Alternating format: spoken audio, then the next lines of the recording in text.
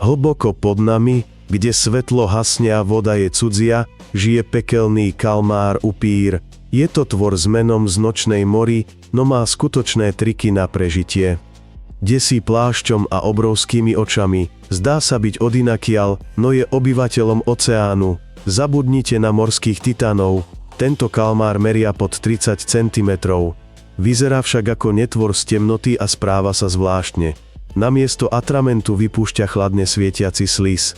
Ten oslepí a zmiatne nepriateľa.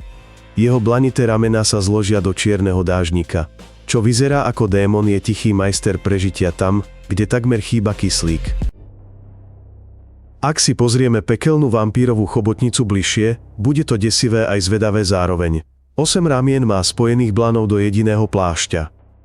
Zvnútra vyčnievajú mäkké trne papily. Po bokoch sa chvejú dve okrúhle plutvy akoby uši. Koža je tmavo-bordová až takmer čierna. Pekelná vampírová chobotnica sa preto stráca v hlbinách. Obrovské oči zachytávajú zriedkavé záblesky cudzieho svetla. Po tele sú roztrúsené mikrosvetelné orgány fotofóry. Klik a tvor sa vypne.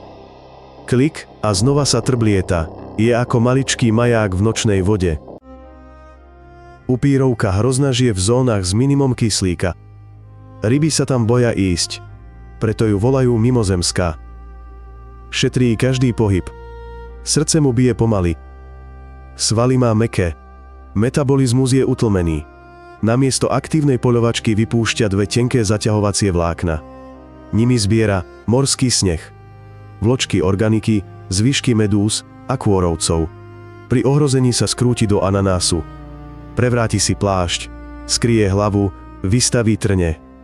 Na prenasledovateľa vrhne oblak bioluminiscenčného slizu. Adský kalmár upír žije v tmavých hĺbkach.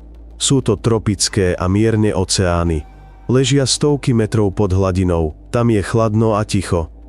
Kyslík tam takmer chýba. Má však málo konkurentov.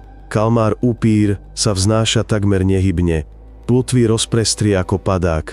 Trpezlivo chytá, čo pomaly padá z hora. Tento režim ho chráni pred rýchlymi predátormi. Blesky fotofórov mu umožňujú okamžite zmiznúť v tme. Tu šetrí kyslík. Pohybuje plutvami pomaly ako vzducholoď. Prečo sa upíria chobotnica nedusí? Mnohé hlavonožce majú modrú krv vďaka medi v bielkovine hemocyanín. V studenej vode prenáša kyslík obzvlášť dobre. Tento druh má veľmi veľké žiabre a spomalený metabolizmus. Jeho pohyby sú úsporné.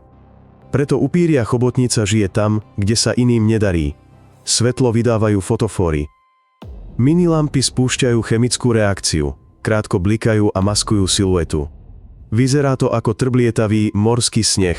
Napíšte do komentárov, koho sa bojíte viac. Upírej chobotnice alebo čertovej ryby?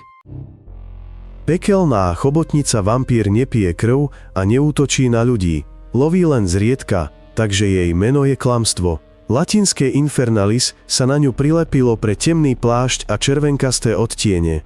Na raných fotkách tak získala povesť démona, no jej strašné triky sú čistá obrana.